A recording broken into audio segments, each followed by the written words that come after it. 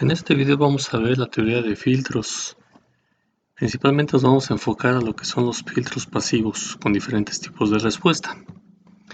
¿Qué es un filtro? Bueno, un filtro de una manera genérica lo podemos considerar como un dispositivo electrónico que está diseñado para discriminar un conjunto de componentes espectrales, modificando sus amplitudes e inclusive también modificando sus fases. El número de componentes que eliminemos o que discriminemos va a depender del tipo de respuesta que vamos a emplear. Podemos dividir los filtros en dos grandes grupos, que son los filtros activos, los filtros pasivos. Dentro de los filtros activos podemos tener también los filtros analógicos y también recaen los filtros digitales. En el caso de los pasivos, generalmente se diseñan solamente dispositivos de manera analógica. En el caso del tipo de función de transferencia podemos dividirlo no tal cual en dos categorías, pero sí una combinación de estas dos, que es considerando la respuesta en general, la cual puede estar dada como un pasabajas, un pasaaltas, un pasabanda, un rechazo de banda, mientras que dentro de este tipo de respuesta general también tenemos una respuesta particular que puede ser tipo Butterworth, Chebyshev, gaussiana, elíptica o algún otro tipo de respuesta que nosotros podamos incluir. Es decir, yo puedo tener un filtro pasabajas diseñado con una respuesta Butterworth, pasabajas con Chebyshev, pasabajas con gaussiano, pasabajas elíptico, pasaaltas con alguna de estas tres combinaciones, así como el resto de las demás respuestas. El pasabanda con alguna de estas o el rechazo de banda con alguna de estas tipos de respuesta. Vamos a suponer que tenemos una señal en tiempo dada de esta manera, le sacamos su transformada de Fourier y su espectro está representado por todas estas componentes a diferentes frecuencias con diferentes amplitudes. Entonces, vamos a suponer que a ese espectro que yo tenía le pongo un filtro pasabajas, pero aquí estoy representando un filtro pasabajas con una respuesta ideal, y eso quiere decir que va a dejar pasar todas estas componentes espectrales, por eso se le llama pasabajas, porque va desde una respuesta cero hasta una respuesta máxima que le llamamos frecuencia de corte, y después de la frecuencia de corte va a eliminar todas esas señales. Entonces, a la salida de mi filtro yo solamente tendría estas componentes. Las que tenía acá se eliminarían. Pero eso es hablar de una respuesta ideal, la que tenemos en color rojo. Sin embargo, en la naturaleza es muy difícil, de hecho es imposible tener una respuesta totalmente ideal, por lo que la respuesta real es como la que se muestra en la curva de color azul, donde se presenta una pendiente. Esta pendiente o roll-off, slope, como lo van a mencionar algunas referencias, nos va a proporcionar la selectividad. ¿Qué es la selectividad? Pues va a ser la capacidad de mi filtro de discriminar las frecuencias que estén por fuera de sus frecuencias de corte. Entonces, esa selectividad va a ser muy dependiente de la pendiente que yo tenga. Mientras mayor sea la pendiente, es decir, mientras esta curva azul sea más apegada a lo que es la curva roja, yo voy a tener una mayor selectividad. Sin embargo, esa selectividad o ese incremento de la selectividad tiene un costo. Y el costo no solamente se refleja en cuestiones financieras, sino que tiene un costo en la complejidad del diseño, en el espacio que utiliza el filtro, es decir, en el tamaño de este dispositivo para generar un parámetro con mayor selectividad. Si observamos una respuesta más realista como la que presentamos en la curva, yo tendría mi frecuencia de corte en este punto. Si fuera una respuesta ideal, tendría yo la línea recta de aquí hacia abajo y dejaría pasar todas estas componentes, y todas esas componentes desde esta frecuencia de corte hacia la derecha se eliminarían, como lo vimos en el caso anterior del filtro ideal. Sin embargo, de esta manera yo tengo que las componentes que están por arriba de la frecuencia de corte no se elimina totalmente. De hecho, para este ejemplo en particular, estas dos componentes se mantienen con el mismo tamaño y esta tercera componente se reduce en tamaño, pero no se elimina. Si esta selectividad fuese mayor, es decir, tuviéramos una línea recta un poquito más para acá abajo, entonces yo tendría que estas componentes se eliminaría un poquito más su amplitud. Entonces el parámetro selectividad es una característica muy importante de los filtros y esta va a depender de dos factores principales. Una, el orden del filtro, es decir, el número de polos que tiene la función de transferencia de ese filtro. Para el caso de una respuesta pasa-bajas y una respuesta pasa-alta, en general sería el equivalente al número de elementos. Y hablamos en general porque hay un tipo de respuesta que no necesariamente corresponde al mismo número de elementos. Más adelante vamos a explicar esta igualdad. El tipo de respuesta. También esta selectividad va a depender del tipo de respuesta que yo tenga. Por ejemplo, un Butterworth, un Chebyshev, un gaussiano, un elíptico, un coseno cuadrado, etcétera, etcétera. ¿Por qué depende de esos dos? Porque yo puedo tener el mismo número de polos, el mismo número de elementos para un filtro, pero si este presenta diferente tipo de respuesta, podríamos incrementar la selectividad a pesar de que tengamos el mismo número de elementos, el mismo número de orden, cuestión que vamos a analizar un poquito más adelante. Términos que vamos a emplear para el diseño de filtros. Omega mayúscula subíndice C es una frecuencia normalizada, la cual es igual a la frecuencia angular omega con respecto a omega C, que esta es mi frecuencia de corte angular. N es el orden del filtro que habíamos mencionado acá adelante, es el número de polos en la función de transferencia y para algunos casos ese número de polos equivale al número de elementos que conforman ese filtro. L subíndice A van a ser las pérdidas por inserción, es decir, cuánto tenemos de atenuación en la banda de paso, cuántos decibeles vamos a atenuar en la banda de paso. Lo ideal es que estas pérdidas por inserción sean 0. Por un lado, la respuesta Butterworth podemos considerar también como una respuesta puramente plana, es decir, que las pérdidas por inserción son nulas en la banda de paso, mientras que en la banda de rechazo las pérdidas se van a incrementar en función de la orden del filtro. Si trazamos una curva de esas pérdidas por inserción, tenemos la siguiente representación. En la banda de paso, las pérdidas son totalmente nulas, o al menos eso es lo que se espera, y estas se van incrementando hasta llegar a la frecuencia de corte. En la frecuencia de corte se estipula unas pérdidas de menos 3 decibeles, o en este caso, como la gráfica es en función de las pérdidas, sería de 3 decibeles. Y estas pérdidas se verían incrementadas una vez que nosotros rebasamos la frecuencia de corte. Por otra parte, la respuesta Chebyshev se presenta con un nivel de rizo en la banda de paso.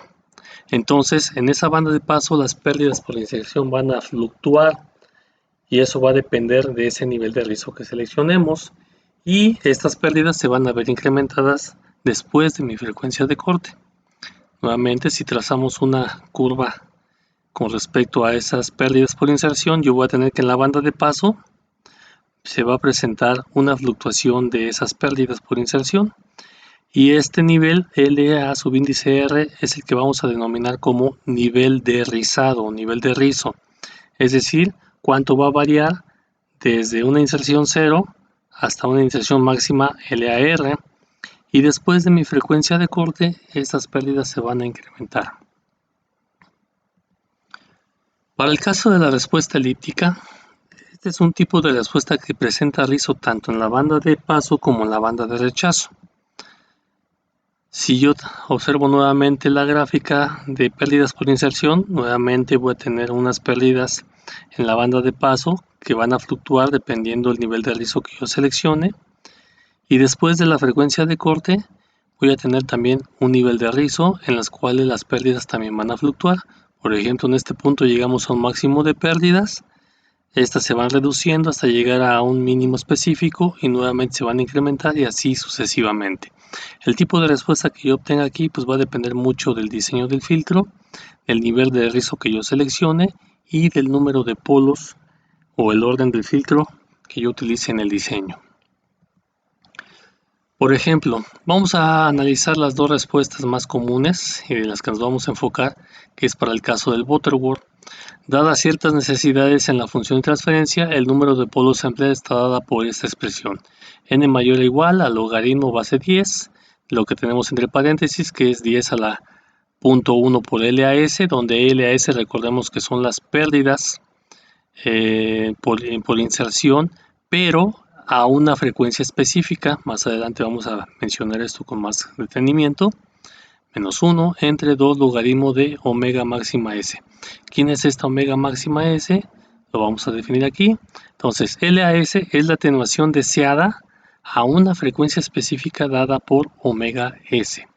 Por ejemplo, si se desea diseñar un filtro pasabajas con frecuencia de corte de 100 MHz y se requiere que la atenuación a 200 MHz sea de 40 decibeles, se tiene lo siguiente. Omega S, que es nuestra frecuencia normalizada, va a ser omega S entre omega C, y esto va a ser igual a 2pi fs. ¿Quién es fs? Fs van a ser los 200 MHz, es decir, es la frecuencia a la cual yo quiero obtener la atenuación que me interesa. Fc es mi frecuencia de corte, que son los 100 MHz, entonces hacemos el cociente y yo tengo 2. Y LAS es el número de pérdidas, la magnitud de las pérdidas, en este caso expresada en decibeles. Sustituyendo en la ecuación, yo tengo que el valor de n debe ser mayor o igual a 6.644 polos. Como en este caso yo no puedo tener un polo fraccional, entonces yo me voy a ir al número siguiente mínimo. De tal manera que yo tendría que utilizar un filtro con al menos un orden de 7. Si yo lo pongo en 6, las pérdidas que yo obtenga van a ser menos de los menos 40 decibeles. Para el caso del Chebyshev se tiene esta expresión del valor de n. Nuevamente aquí tenemos un valor de n mayor o igual a lo que tenemos en esta expresión, el arco coseno hiperbólico de la raíz de 10 a la 0.1 LAS.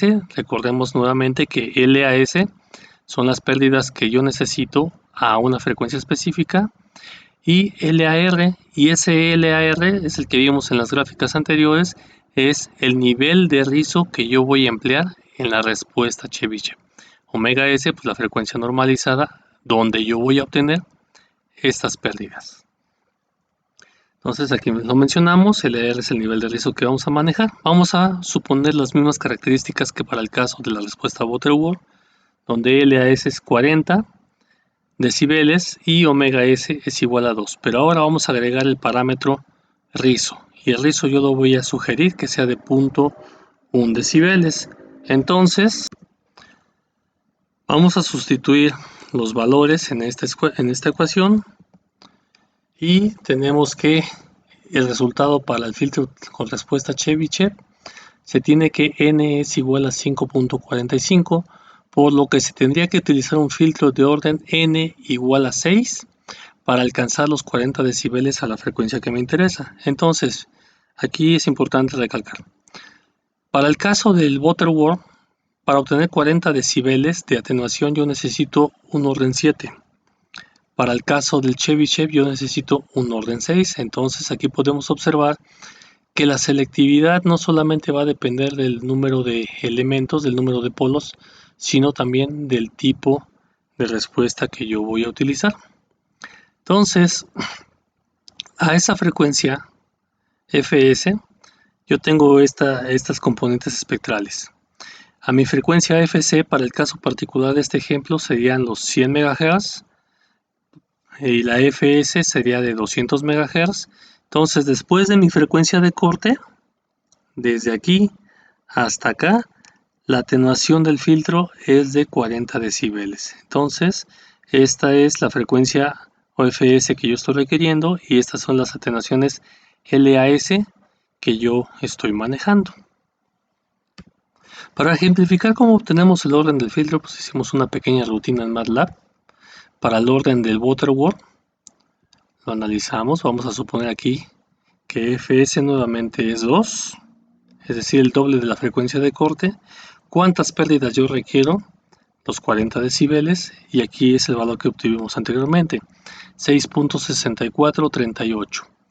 Para el caso del Chebyshev, vamos a poner exactamente los mismos datos, 2, LAS de 40 y LAR de 0.1.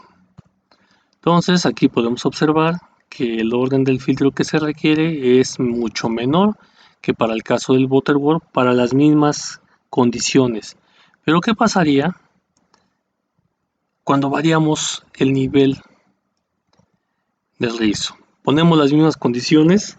Ahora vamos a suponer que el nivel de rizo yo lo pongo en 0.01, es decir, una respuesta casi plana. Ahí podemos observar ahora que el orden del filtro aumenta a 6.32, por lo cual para poder obtener esta respuesta de 40 dB al doble de la frecuencia de corte con este nivel de rizo, yo tengo que incrementar el orden a 7 elementos. Acuérdense que no puedo agarrar un 0.3 de elemento, un 0.3 de polo, sino que me tengo que ir al número entero siguiente. Entonces, ¿qué podemos observar de esto? Que para la mayoría de las condiciones, cuando el rizo es muy pequeñito, la respuesta tiende a parecerse a un orden Butterworth. Cuando el rizo se incrementa, la selectividad se va a incrementar, vamos a suponer nuevamente. Ahora vamos a poner un rizo de 0.2 y si se dan cuenta, este valor se decrementó, por lo cual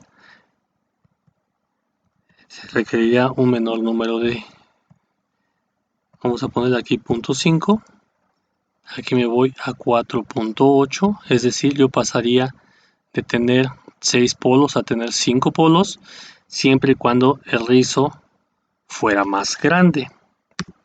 ¿Qué queremos decir con ese rizo más grande? Pues que estas ondulaciones serían muchísimo más grandes. Serían de esta manera. Para algunas aplicaciones eso no tendría ningún inconveniente, pero hay otras aplicaciones que el hecho de que yo tenga variaciones de amplitud aquí en mi función de transferencia afecta las amplitudes de estas señales y va a generar lo que se llama distorsión lineal, que es un tema que se va a ver más adelante. Hasta aquí dejamos la explicación, la introducción de filtros. En los siguientes videos vamos a ver el análisis y diseño de cada una de las respuestas que hemos estado mencionando hasta el momento.